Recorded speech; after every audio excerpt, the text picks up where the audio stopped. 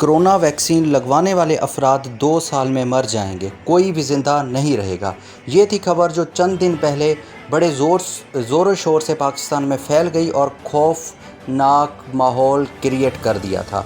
जी नाज़रीन, आपको बताएं, कुछ दिन पहले पाकिस्तान में एक खबर चली कि फ्रांसीसी एक वायरोलॉजिस्ट डॉक्टर्स ने ये दावा किया है कि कोविड वायरस की जो वैक्सीनेशन है उसको लगवाने वाले अफराद 2 साल में चल बसेंगे, कोई भी ज़िंदा नहीं रहेगा।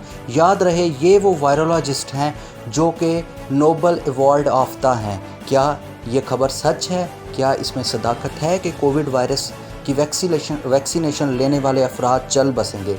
जब इस बात पे तहकीक की गई, पता चला कि उन फ्रांसीसी वायरोलॉजिस्ट ने कोई ऐसा दावा नहीं किया, उन्होंने कोई ऐसा आर्टिकल नहीं लिखा, ना उन्होंने कोई स्टेटमेंट दी है, बल्कि ये न्यूज़ रिपोर्ट जो कि ट्रांसलेट कर रही थी इस न्यूज़ को, उनकी गलती है। वो उस न्यूज़ को ठीक तरह से ट्रांसलेट नहीं कर पाए और उनने एक गलत बेबुनियाद अफवाह आगे फैला दी गई।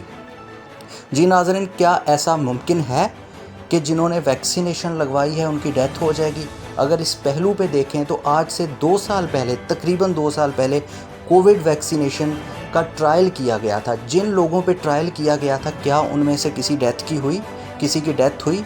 तो देखेंगे तो किसी की भी डेथ नहीं हुई। अगर इस खबर में सच्चाई होती तो जिन पे ट्रायल किया गया था उनमें से किसी न किसी की डेथ हो गई होती।